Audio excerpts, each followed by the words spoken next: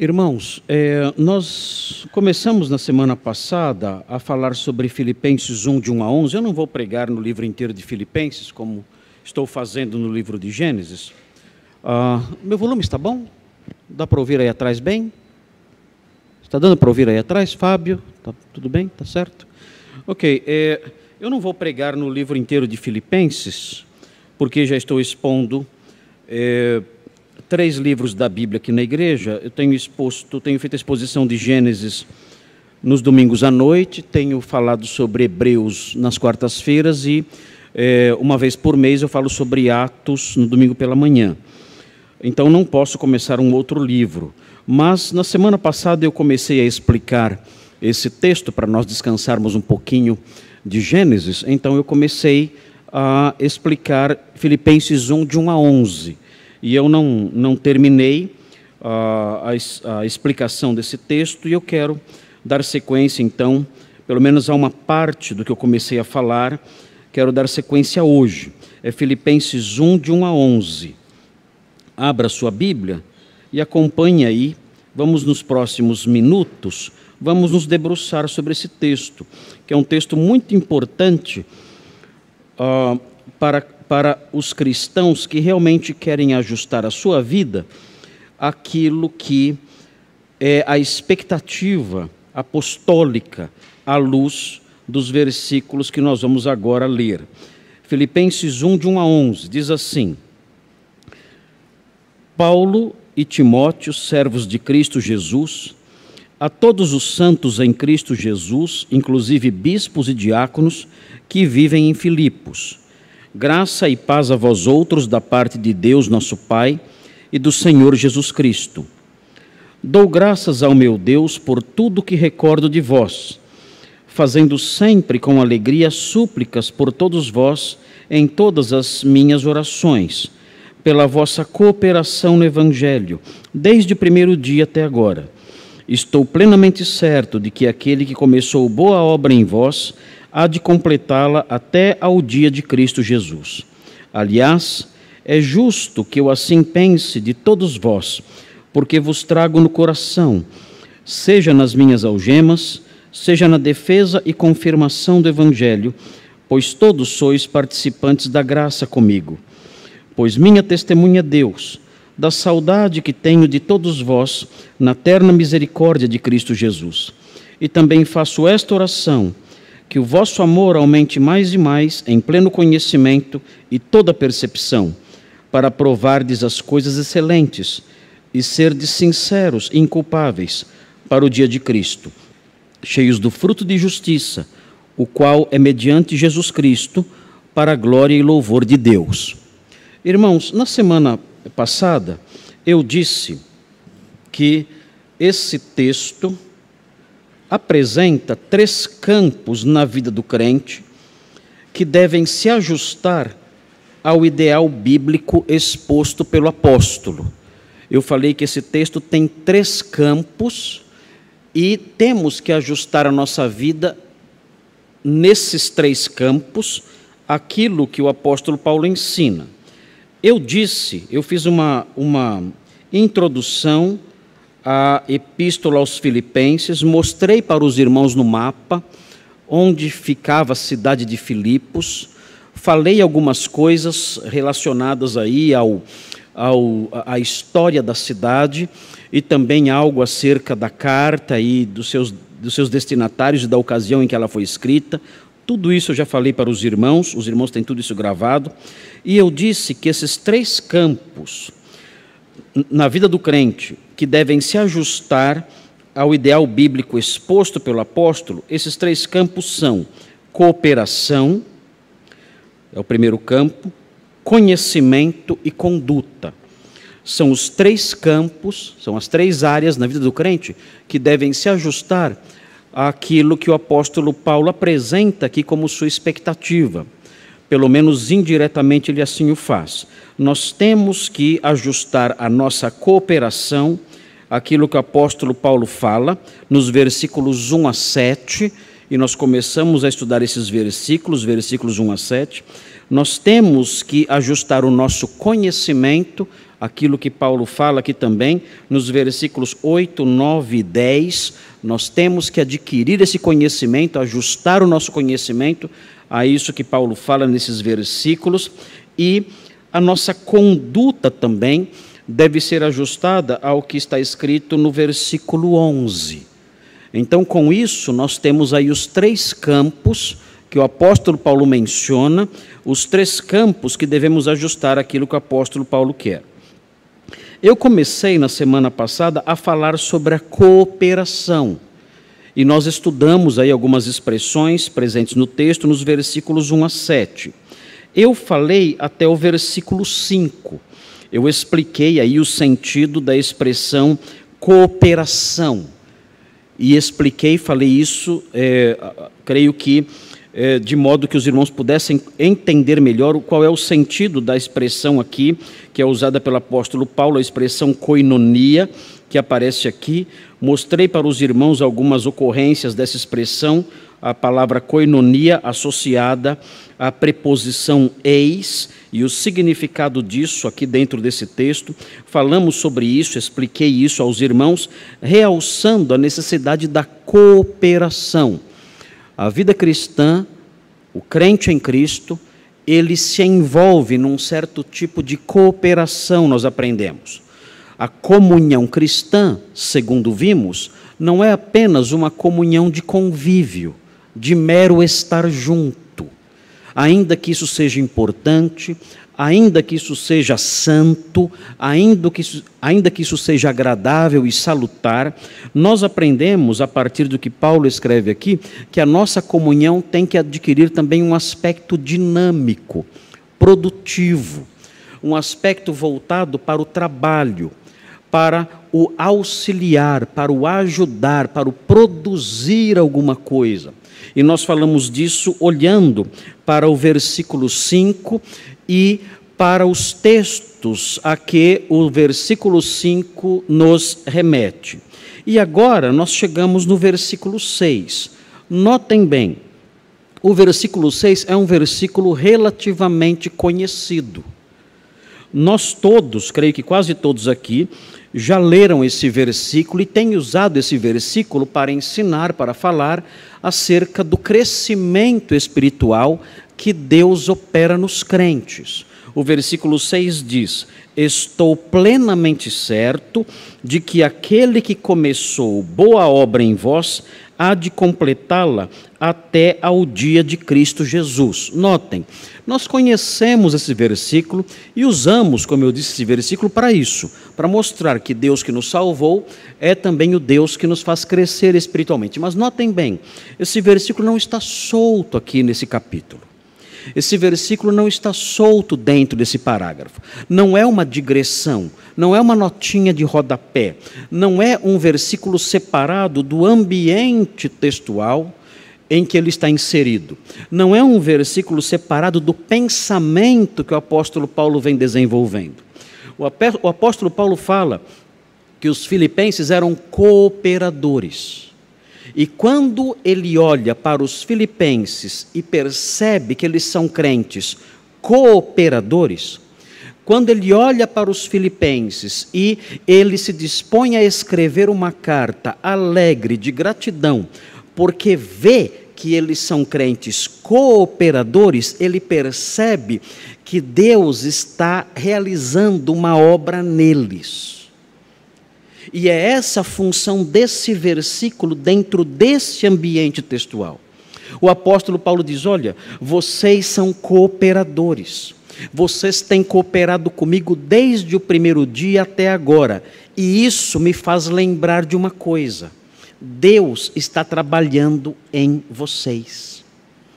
O fato de vocês serem cooperadores é uma prova de que aquele que começou boa obra em vós há de completá-la. Ele está ainda trabalhando em vocês, ele está ainda agindo em vocês, e a evidência disso é o que eu acabei de dizer no versículo 5: vocês são cooperadores. Então é um versículo dentro desse ambiente. Não é um versículo que fala apenas de uma obra de Deus no interior da pessoa, num universo invisível que pertence ali aos recônditos mais secretos do coração de alguém. Não. Essa obra, essa boa obra que Deus estava fazendo nos filipenses, que tinha começado a realizar nos filipenses e estava em andamento, era uma boa obra visível. Paulo via essa boa obra. E como ele via essa boa obra? Muito simples. Aqueles crentes eram cooperadores. Eles tinham com o apóstolo Paulo e entre si, uma koinonia que não era apenas um convívio amigável, não. Isso eles tinham sim, com alguns probleminhas, nós já aprendemos no sermão passado, alguns probleminhas de relacionamento sim, mas eles tinham uma comunhão substancial, mas era mais do que isso, eles tinham uma comunhão produtiva que trabalhava, e isso era perceptível, por isso o apóstolo Paulo escreveu o versículo 6, o versículo 6 tem forte relação com tudo que está sendo dito aqui, ele olha para os filipenses e fala, vocês cooperam, vocês me ajudam no Evangelho. Desde o primeiro dia, quando eu saí de Filipos, aí debaixo de perseguições, e fui para Tessalônica, vocês enviaram recursos para mim 2 vezes, e agora estão enviando mais uma vez recursos para me ajudar nas minhas cadeias.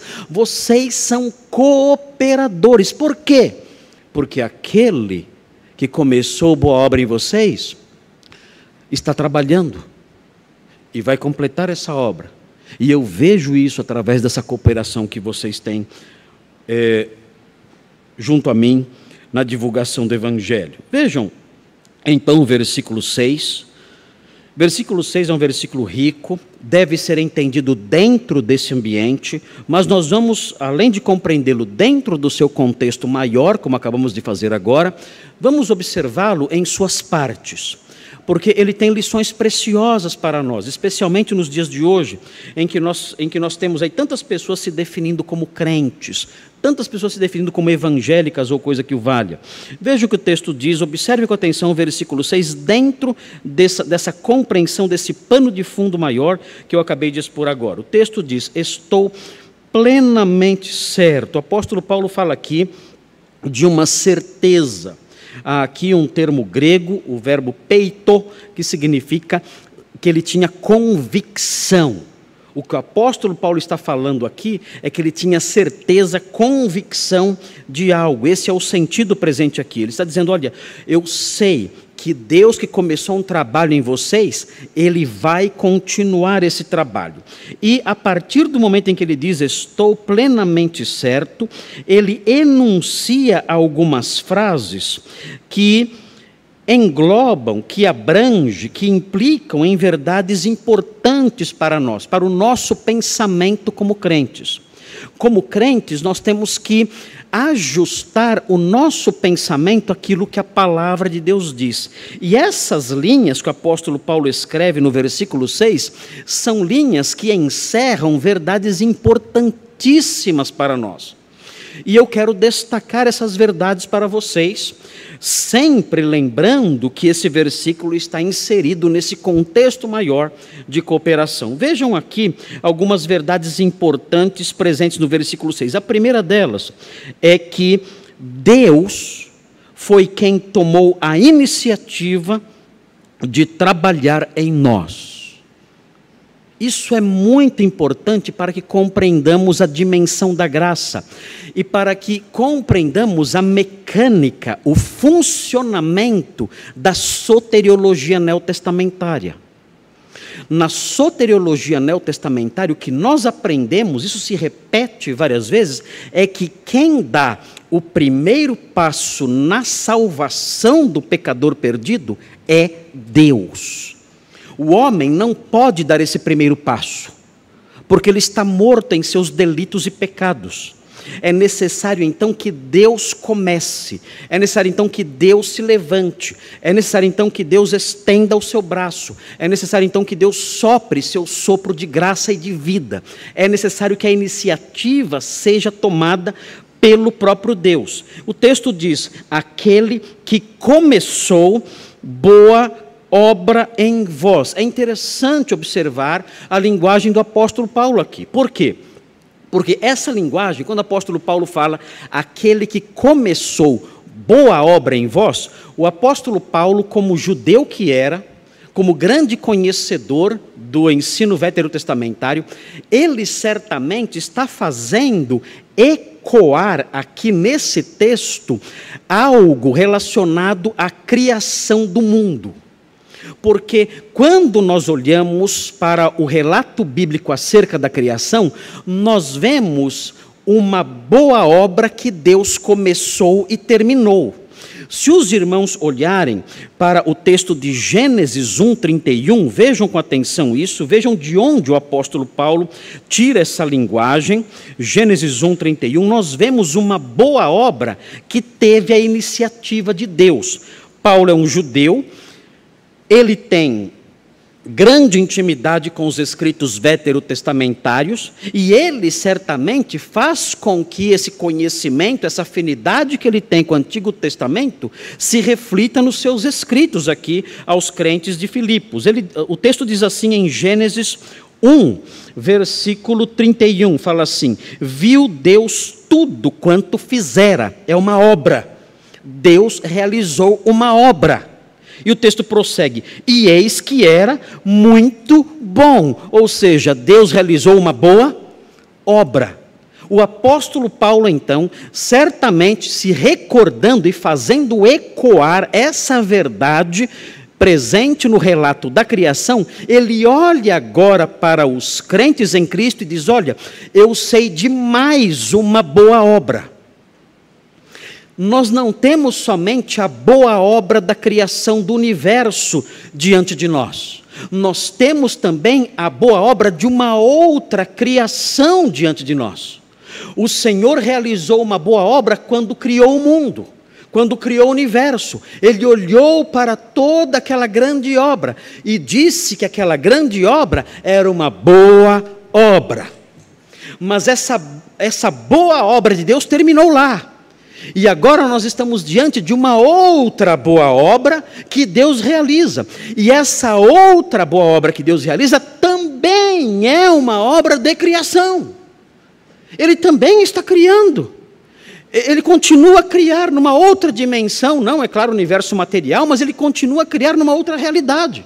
Ele continua a criar, ele está criando homens novos. Se nós olharmos, os irmãos conhecem muito bem esse texto, os irmãos certamente vão se lembrar dele quando eu mencionar aqui a passagem bíblica, 2 Coríntios 5,17.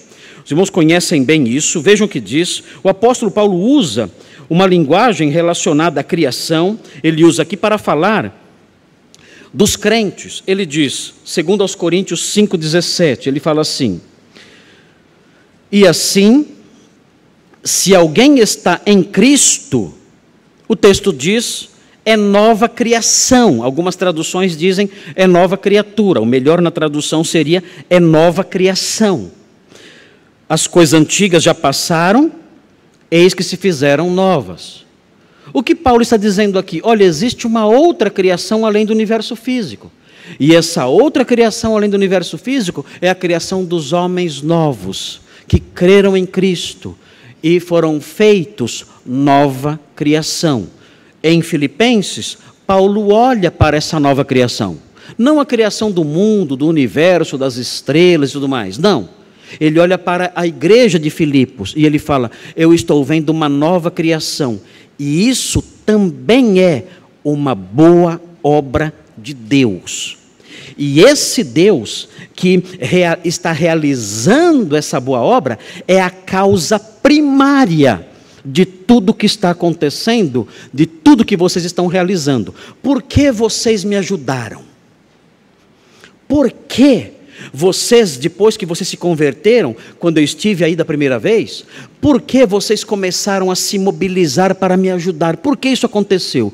Porque alguém começou uma nova obra, uma boa obra de criação aí em Filipos, e vocês compõem esse universo de homens novos. Ele é a causa primária de tudo que vocês fizeram. Quando eu olho para vocês, eu vejo obras maravilhosas, atos maravilhosos. Vocês cooperam comigo. Agora eu vou dizer por que isso está acontecendo. Isso está acontecendo porque antes de vocês terem essa disposição generosa de me ajudar, antes disso, Deus trabalhou em vocês. Ele começou um trabalho em vocês. E é por isso que vocês me ajudaram. Nós temos em Filipenses algo interessante, um trecho, que é uma dor de cabeça para qualquer pessoa que tente entender isso em termos lógicos e humanos. Veja o que diz Filipenses 2, nos versículos 12 e 13. É muito interessante observar o que é dito aqui. Vejam aqui quem é a origem de tudo aquilo que nós fazemos em prol do reino, quem é a origem de tudo aquilo que nós desejamos de bom a favor do reino. Veja o que diz o versículo 12. Diz assim: assim, pois, amados meus, como sempre obedecestes, não só na minha presença, porém muito mais agora na minha ausência, desenvolvei a vossa salvação com temor e tremor. Ou seja, cresçam espiritualmente. Vocês foram salvos. Façam com que essa salvação de vocês seja uma salvação desenvolvida, produtiva, amadurecida. Vocês não devem só se contentar com a simples salvação, como se ela fosse simples. Ela é grandiosa, é claro, mas vocês não devem se contentar com isso. Vocês devem desenvolver a salvação de vocês. Vocês devem crescer nessa salvação. Vocês foram salvos para serem santos. Cresçam nisso. Cresçam em santidade. Façam com que essa salvação de vocês se torne notória, nítida, evidente, madura, perceptível. Façam isso, se esforcem nessa direção. Vocês já têm agido assim, vocês têm sido cooperadores, mas devem continuar se esforçando nesse sentido, devem continuar produzindo nesse sentido como salvos que são, fazendo com que a salvação de vocês produza mais e mais, cresça mais e mais em vocês. Agora vejam o que diz o versículo 13: porque Deus é quem efetua em vós tanto o querer como realizar, segundo a sua boa vontade. E nós aqui nos deparamos com um paradoxo. Mas o que é isso? O texto nos dá uma ordem. Desenvolva a sua salvação. Eu tenho que querer isso. E eu tenho que realizar isso. Ele ordena que eu tenha isso como alvo. Desenvolva a sua salvação. Eu tenho que desejar isso, anelar por isso e trabalhar por isso. É minha responsabilidade, é meu dever. O versículo 12 mostra isso claramente. Mas quando nós seguimos na leitura, nós aprendemos que é o próprio Deus quem coloca em nós o querer, e é Deus quem nos capacita para realizar isso. No final das contas, se eu quis crescer espiritualmente, se eu quis cooperar e enviar recursos para Paulo em Tessalônica, se eu quis demonstrar que a minha salvação é produtiva, se eu quis fazer isso, é porque esse querer Deus colocou em mim. E se eu realizei isso, se eu fiz todas essas coisas, demonstrando que a minha salvação está amadurecendo, foi Deus quem realizou isso em mim também. Ou seja, a fonte primária de tudo é Deus. Ele começou essa boa obra. E Ele prossegue nessa boa obra. Ele é a fonte do meu querer e do meu realizar. É claro que isso traz um monte de questões. Eu até sei o que alguns estão pensando. Então, se eu não quero, a culpa é dele. Ok, pense assim e um dia compareça diante dele e diga isso para ele. Eu não quis por sua culpa. Tem coragem de fazer isso? Não, eu não tenho. Mas então, como nós podemos explicar isso tudo? Se eu não quero, a culpa é dele, não é minha. Queridos, pasmem, se assustem. Mas na Bíblia funciona assim. Se eu quero, a glória é dele. Se eu não quero, a culpa é minha. Entenderam? Fechou? Não? Tentem dormir à noite com isso. Tentem dormir à noite com isso, mas não há como mudar isso. Não percam seu tempo tentando mudar isso.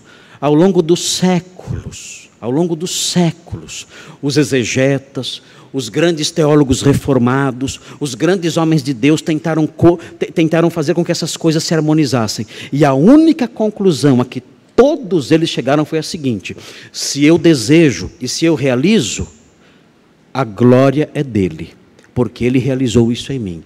Se eu não desejo e não realizo, a culpa é minha e o Senhor me punirá por isso. Como harmonizar isso? Não tem como. Não tem como. Eu não consigo entender. Bem-vindo à teologia cristã. Ela não foi inventada por homens. Ela não se ajusta à lógica humana. Ela não se ajusta ao que pensa o meu cérebro aí de... Quantos quilos tem o cérebro? 2 quilos? 3 quilos? Não sei. Ela não se ajusta àquilo que o meu cérebro consegue processar. Existem pontos nela que estão acima da minha compreensão. E esse é um deles. Paulo diz expressamente: desenvolva a sua salvação. É sua responsabilidade. E você vai então e deseja isso e realiza isso.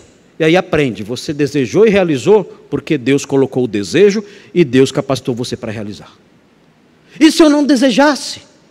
E se eu não realizasse? Se você não desejasse e não realizasse, a responsabilidade seria totalmente sua e você teria que responder diante de Deus por causa disso. É assim que funciona.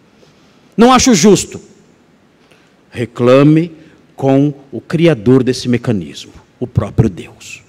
É assim que funciona na vida cristã. A glória, pelo que é certo e bom, é sempre dele. A culpa, pelo que é errado e mal, é sempre nossa. E ponto final. É assim que funciona. O apóstolo Paulo, sabendo disso então, com essa realidade do capítulo 2 em mente, ele diz: eu estou certo de que aquele que começou boa obra em vós, eu sei, ele está dizendo, eu sei, que tudo que acontece com vocês, essa disposição linda em me ajudar, essa disposição linda em participar do Evangelho, eu sei que isso é obra de Deus em vocês, porque Ele efetua em nós o querer e o realizar. E vejam a sequência. O texto diz assim: estou plenamente certo de que aquele que começou boa obra em vós há de completá-la, diz o texto. É muito importante compreender isto aqui.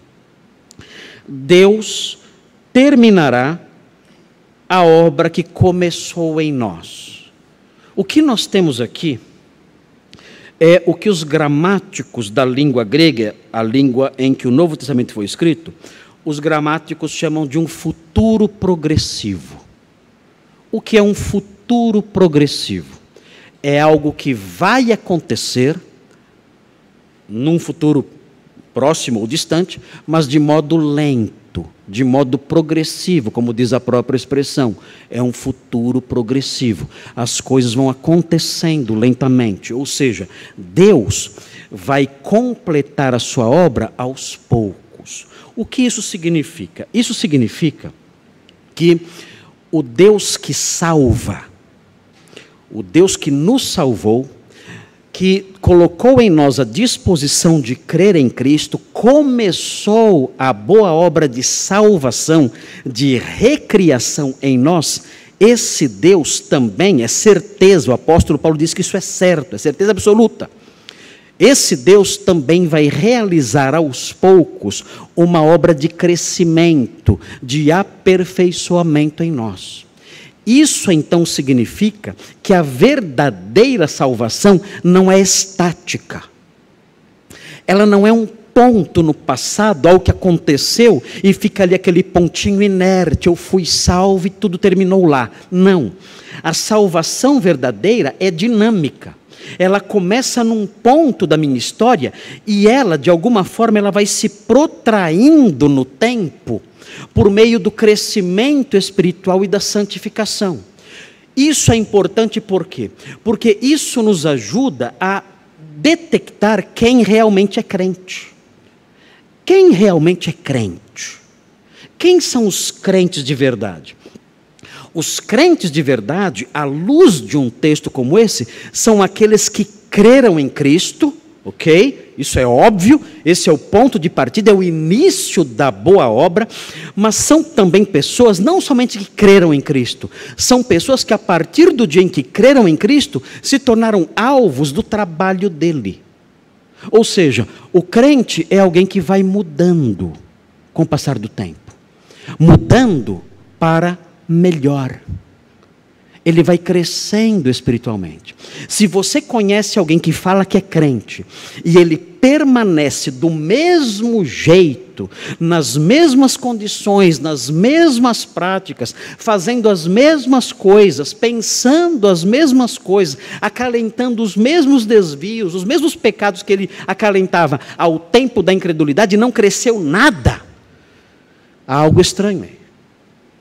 Porque não é assim que a salvação de Deus funciona. A salvação de Deus não é assim. Ele não joga ali uma semente e vai embora. Não. Ele planta ali a semente da fé e ele cultiva isso. Ele trabalha essa semente. Ele rega essa semente. Ele aduba essa semente. Ele faz com que essa semente vá crescendo aos pouquinhos. E a pessoa vai sendo transformada. E Paulo fala que ele tem certeza disso. A pessoa não era uma cooperadora, não era alguém que se envolvia no trabalho de Cristo de modo dinâmico. Com o passar do tempo, ela começa a fazer isso. Ela deixa a inércia, ela deixa aquela vida cristã engessada, que não sai do lugar, que não se move, que não cresce, que não se desenvolve. Isso fica para trás. Ela vai se desenvolvendo mais e mais. Se não há crescimento, é porque aquele corpo é morto. Um bebê que não cresce, deitado ali o tempo todo no berço e não cresce, não se move, não se desenvolve, é um bebê morto. Quando nós olhamos na Escritura e vemos o que é realmente o homem salvo, nós aprendemos isso. O homem salvo é alguém que Deus começou uma obra em que Ele planta a fé na pessoa, faz ela nascer de novo, é uma nova criação, mas não para nisso. Ele vai seguindo nessa obra, e essa pessoa se transforma num cooperador. Ele quer estar ali com os irmãos, ele quer participar da expansão do reino, da obra de expansão do reino, ele quer se envolver nisso, ele está crescendo, ele está amadurecendo, ele quer adquirir conhecimento cada vez maior da verdade, ele tem sede disso. Ele quer conhecer a Deus mais e mais para fazer a sua vontade. Ele quer frutificar, ele quer ser cheio do fruto. E esses frutos aparecem, ele é assim. Por quê? Porque aquele que começou a boa obra está atuando e trabalhando mais e mais na pessoa. Então é muito importante isso que Paulo ensina nesse versículo para que nós avaliemos a nossa vida cristã. Se você é um bebê, diz lá, eu sou crente, e ao longo dos anos, nada mudou. Você está lá, fossilizado, engessado, inalterado em tudo. Não cresceu em nada, não mudou nada. Tudo permanece igual, desculpe. O seu cristianismo é uma fábula. É algo meramente uma anuência mental, talvez, uma simpatia, talvez, que você tenha desenvolvido em relação às coisas ligadas à fé. Mas você não nasceu de novo. A boa obra não começou em você. e não tendo começado, ela não vai se desenvolvendo. Se esse é o seu caso, se você vai a uma igreja há muito tempo e fala, eu sou evangélico, você vai numa igreja há muito tempo e fala, eu sou crente, e nada muda na sua vida, não há crescimento espiritual, não há cooperação, não há crescimento no conhecimento, não há fruto na sua vida. Se isso acontece, se essa é a realidade, você tem que avaliar se realmente aquele, o Deus dos céus, aquele mencionado aqui, começou boa obra em você. Se você realmente nasceu de novo. Porque aquele que começa a boa obra, ele a completa. Ele vai trabalhando na pessoa ao longo dos anos.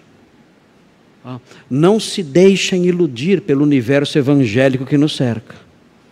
Está cheio de gente aí, dizendo que é cristão, é evangélico, está numa igreja gospel e coisas do tipo. Mas não tem a menor ideia do que é uma vida realmente transformada pela fé em Jesus. Absolutamente nenhuma ideia. Quando olhamos para um versículo como esse, aprendemos. A fé cristã, ela cresce, ela produz, ela transforma a pessoa. Mais e mais. Ao longo do tempo isso vai acontecendo, porque é uma fé viva, transformadora. E o próprio Deus que a concede é também o Deus que a faz frutificar.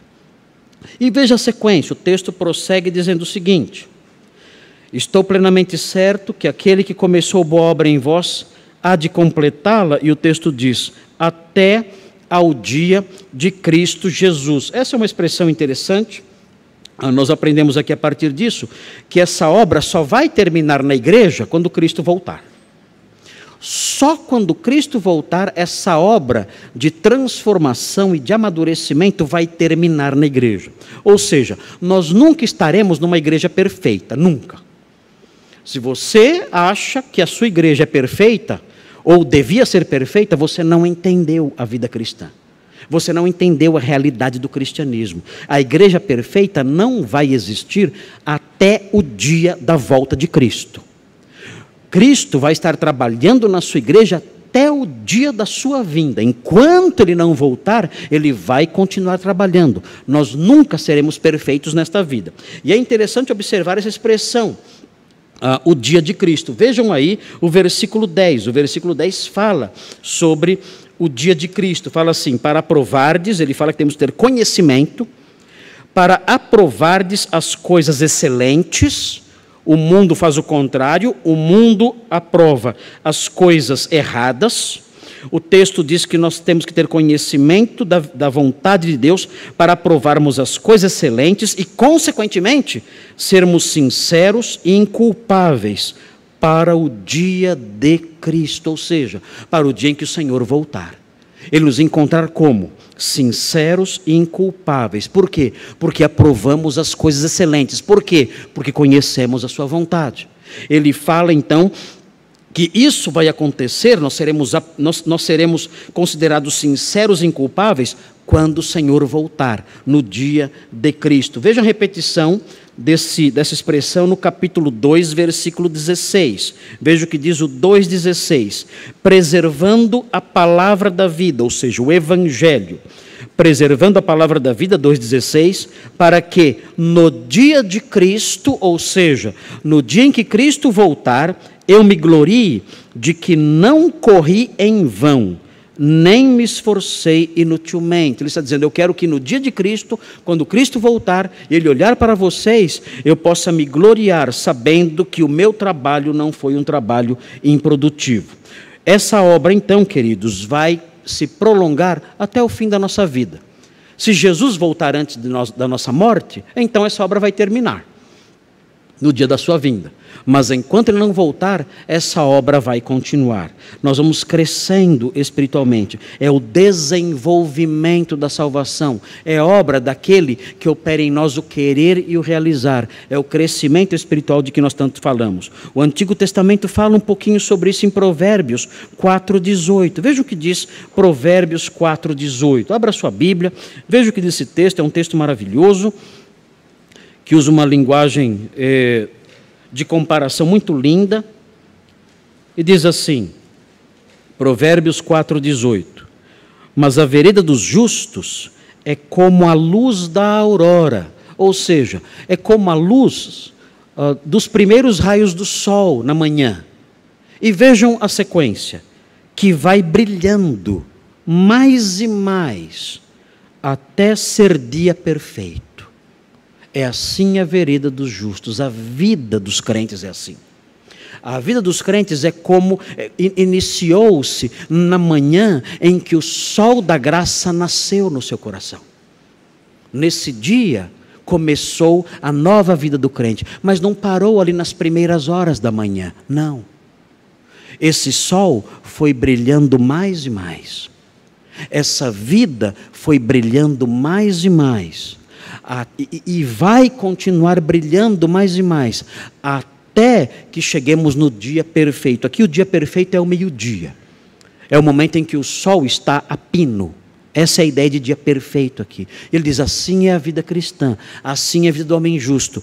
Começa ali na penumbra, no comecinho ali da sua fé, da sua vida cristã, da sua fé em Cristo. Começa ali, mas vai amadurecendo, brilhando mais e mais, até chegar o meio-dia. É assim a vida do crente. No Novo Testamento, o apóstolo Paulo diz em 2 Coríntios, no capítulo 3, 2 Coríntios, capítulo 3, ele diz assim no versículo 17 e no versículo 18. 3, 17 e 18. Vejam o que diz aqui. Muito interessante esse texto. Fala o seguinte, ora, o Senhor é o Espírito, ou seja, a Bíblia diz que o Espírito Santo é divino.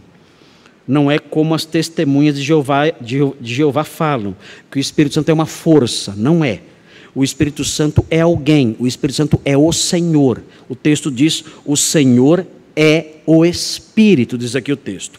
E prossegue, e onde está o Espírito do Senhor, aí há liberdade. Então esse é um texto que é muito mal usado. As pessoas usam esse texto para dizer que a igreja onde o Espírito Santo está atuando é uma igreja em que você tem liberdade para você gritar, pular, rodopiar e rolar no chão. Então, a base bíblica para você se comportar como um chimpanzé louco dentro da igreja é essa aqui. Então, onde está o Espírito do Senhor, aí a liberdade. Você pode, então, se o Espírito Santo está presente, você pode se comportar como um animal selvagem, enlouquecido, ensandecido, e sair gritando, pulando e berrando como um louco. Eu já vi isso, fiquei horrorizado. Quando eu vi isso a última vez, eu comecei a chorar, sem brincadeira. Eu comecei a chorar na igreja onde eu estava, vendo isso. Eu falei, meu Deus, o que é isso? Nem numa selva eu seria capaz de ver algo assim. Nem num hospício eu seria capaz de ver algo assim. Nem num baile funk eu nunca fui. Mas nem num baile funk nós seríamos capazes de ver uma loucura como aquela. Mas a base bíblica qual é? Olha, onde está o Espírito do Senhor, aí a liberdade. Então nós podemos fazer todas essas coisas. Lorota, esse versículo não ensina nada disso. Se os irmãos olharem com atenção o que diz esse versículo, os irmãos verão que esse versículo fala acerca da liberdade, da liberdade de um véu. A liberdade de um véu. Eu estou livre de um véu. Como assim? Eu estou livre de um véu de cegueira, um véu que me cega. Essa é a liberdade que fala o texto aqui. Se os irmãos olharem o versículo 12, verão com facilidade isso. O texto diz assim, tendo, pois, tal esperança, servimo-nos de muita ousadia no falar, e não somos como Moisés, que punha véu sobre a face, para que os filhos de Israel não atentassem na terminação do que se desvanecia, mas os sentidos deles se embotaram, pois até o dia de hoje, quando fazem a leitura da antiga aliança, o mesmo véu permanece, não lhes sendo revelado que em Cristo é removido. Mas até hoje, quando é lido Moisés, o véu está posto sobre o coração deles. Quando, porém, algum deles se converte ao Senhor, o véu lhe é removido. O que o texto está dizendo? O texto está dizendo que os judeus, quando liam a Bíblia, um véu era posto no coração deles. Eles então não conseguiam entender o texto bíblico. Eles olhavam para o texto bíblico falando sobre Cristo, e com aquele véu colocado no seu coração, eles não conseguiam enxergar, não conseguiam perceber a verdade presente nos textos da palavra de Deus, e não viam Cristo nas páginas do Antigo Testamento. Esse véu era posto ali sobre eles, e eles não conseguiam perceber. Então o apóstolo Paulo diz o seguinte, no versículo 17, ora, o Senhor é o Espírito, e onde está o Espírito do Senhor, aí a liberdade. Liberdade do quê? Liberdade desse véu. Esse véu é removido. Eu fiquei livre desse véu. Eu também tinha o coração escurecido, velado, coberto. Eu não conseguia enxergar. Esse véu me cegava. Quando eu lia a palavra de Deus, ou quando alguém explicava para mim, eu não conseguia entender, porque havia um véu ali colocado no meu coração, o véu da incredulidade.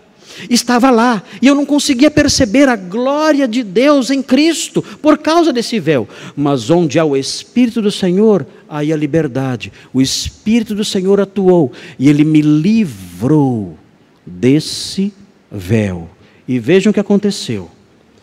E todos nós, agora sim, libertos desse véu, todos nós, com o rosto desvendado, fui liberto do véu. Estou com o rosto desvendado, o véu foi removido, agora eu vejo. Eu fui liberto da cegueira, eu fui liberto do véu. Todos nós crentes, todos nós cristãos, com o rosto desvendado, contemplando, como por espelho, a glória do Senhor. Agora eu fui liberto, o Espírito Santo está em mim. Onde há o Espírito do Senhor, aí a liberdade. Ele me livrou desse véu. Agora eu contemplo a glória do Senhor. Eu entendo o Evangelho, a grandeza da sua glória manifesta na salvação. Eu entendo tudo isso. O texto prossegue. Contemplando tudo isso, o texto diz, somos transformados. Além de libertos da cegueira, nós somos transformados de glória em glória. Ou seja, de um grau de glória em outro. Eu vou crescendo cada vez mais. De um grau de glória a outro. Eu vou crescendo. Vou sendo transformado na sua própria imagem. Como pelo Senhor, que é o Espírito. O que o Espírito fez então? Ele me livrou.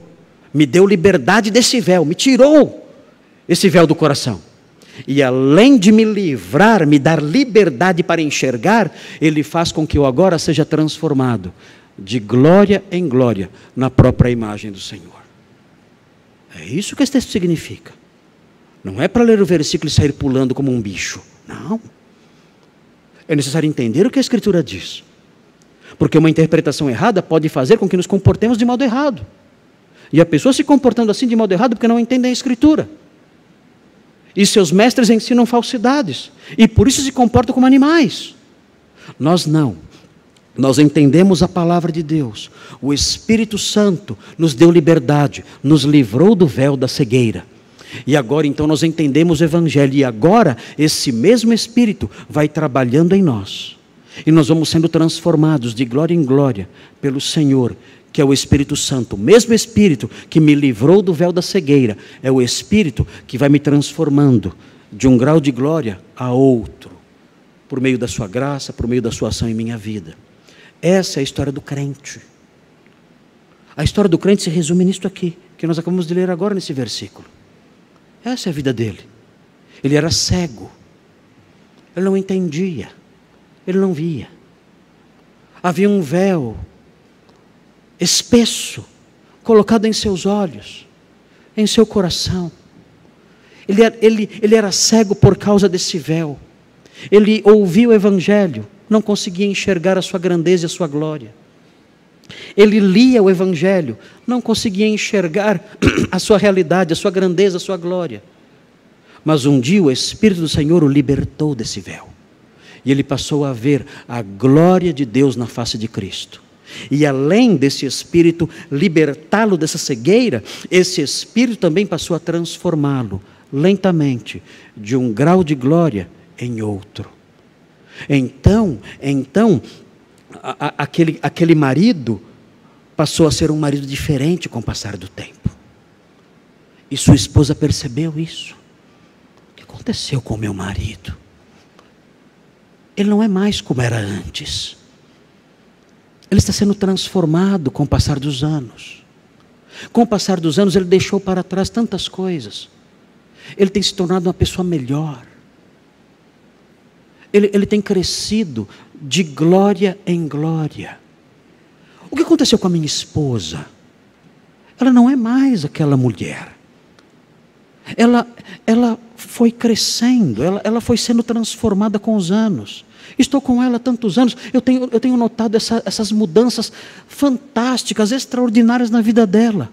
O Espírito Santo tem trabalhado nela e ela tem sido transformada de um grau de glória noutro, por meio da ação do Espírito Santo nela. Não é aquela pessoa com quem eu me casei. Ela foi sendo aperfeiçoada ao longo dos anos. O que aconteceu com os meus pais? Meus pais são diferentes agora. Eles não eram assim no começo. Não eram assim anos atrás. Eles foram sendo aperfeiçoados, santificados, purificados, transformados. O que está acontecendo com eles? O que está acontecendo com os meus filhos? Meus filhos não eram assim. Eles eram diferentes, mas eles estão sendo santificados, transformados, mudados a cada dia. Estão crescendo. O perfil do Senhor está sendo moldado neles. O que está acontecendo? Muito simples.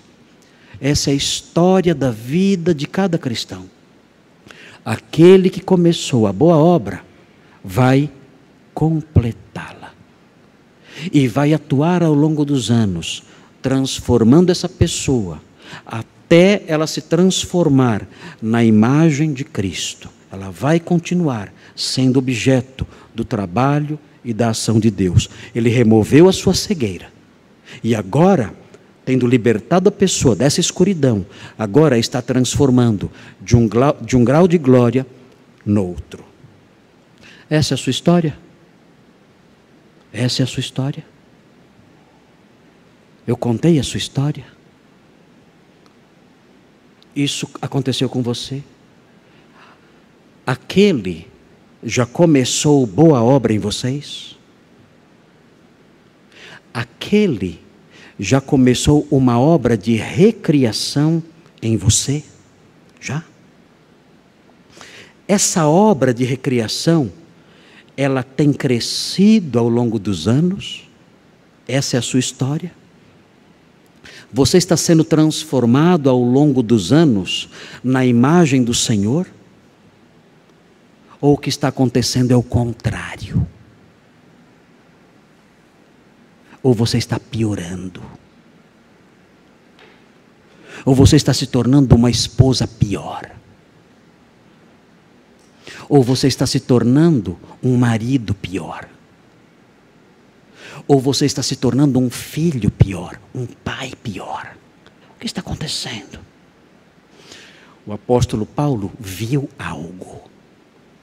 Ele olhou para os crentes e viu várias coisas. Uma delas, a cooperação, a disposição deles de trabalharem pelo Evangelho. E disse: eu estou vendo uma obra maravilhosa de aperfeiçoamento de vocês. Aquele que começou boa obra em vocês, é certo que começou, estou vendo que começou, e Ele está atuando, trabalhando cada vez mais em vocês, e vai completar essa obra até o dia da sua vinda. E quanto aos incrédulos? Muito simples. O apóstolo Paulo diz em 2 Timóteo 3,13. Irmãos, se lembram como é o caminho dos justos? O caminho dos justos é como a luz da aurora, não é? Que vai brilhando mais e mais, até ser dia perfeito. E o caminho dos ímpios? Como é? 2 Timóteo 3, versículo 13.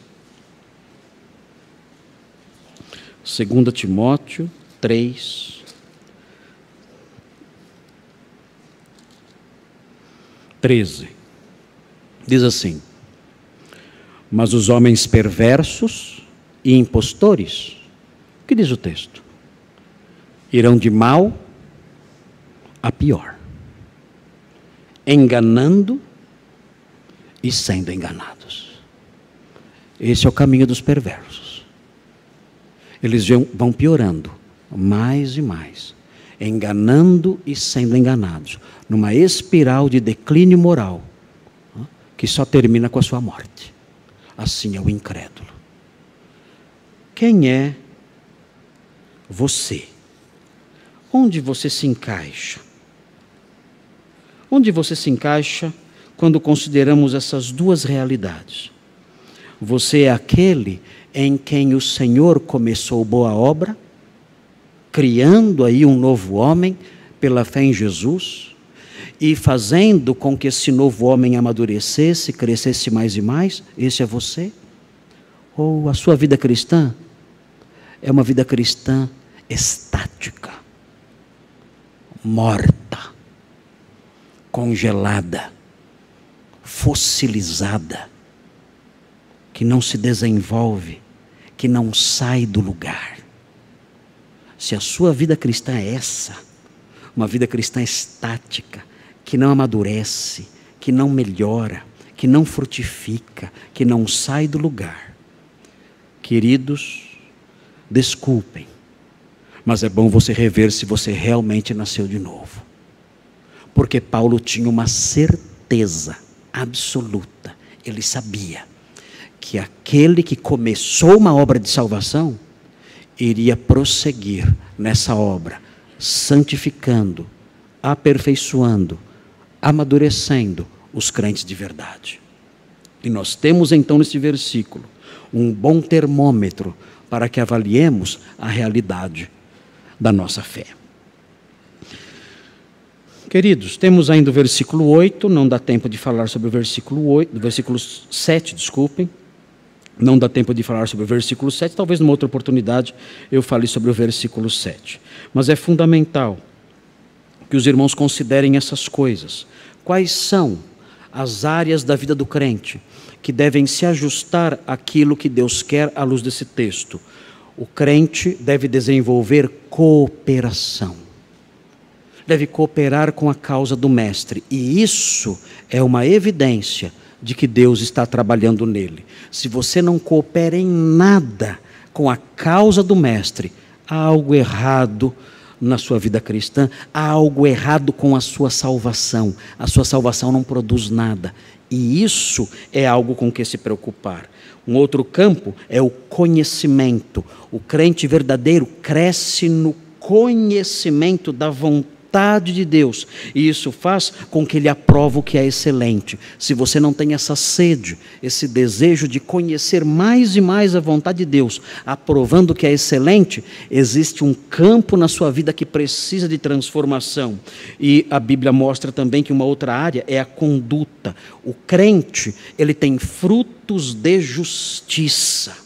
Ele produz esses frutos, e se esses frutos não há em sua vida, queridos, não há nada em você que possa nos convencer de que você realmente nasceu de novo. Cooperação, conhecimento, conduta, os três campos na vida do crente que Paulo menciona aqui. O crente deve ajustar essas três áreas àquilo que o apóstolo Paulo ensina: cooperação, conhecimento e conduta.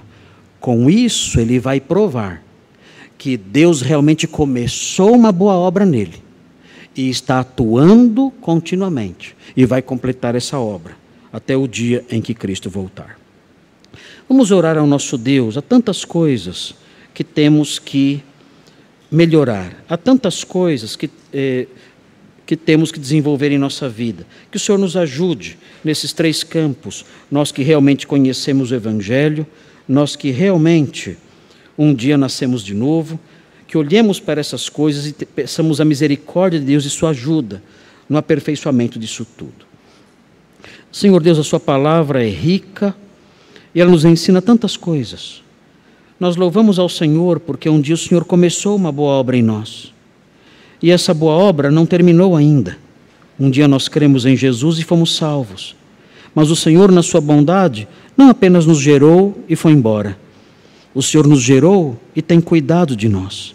Tem nos alimentado para que crescêssemos. Como crianças, o Senhor tem trabalhado no nosso crescimento, no nosso desenvolvimento. E nós agradecemos por isso, a sua palavra mostra isso, que o Senhor que cria um novo homem, faz também com que esse novo homem amadureça. Ó Deus, que essa realidade nos sirva de base para analisarmos nossa vida. Ó Deus, ajuda-nos para que sejamos sinceros nessa avaliação. E se percebermos que a nossa vida cristã é uma vida estática, em que não há crescimento na cooperação, não há crescimento na busca de conhecimento da sua vontade, não há crescimento na busca de uma conduta marcada por frutos de justiça, que nós, ó Deus, olhemos para nós e digamos: Senhor, perdoa-me, salva-me, dá-me a fé verdadeira, começa em mim uma obra real de salvação e santificação, caso essas coisas não existam em nós. Ó Deus, e aqueles que, olhando para as suas vidas, percebem a sua mão atuando, santificando, promovendo crescimento, promovendo aperfeiçoamento, que essas pessoas, que esses irmãos possam glorificar o seu nome sempre, sabendo que tudo procede do Senhor, porque é o Senhor quem opera em nós, tanto querer quanto realizar, segundo a sua boa vontade.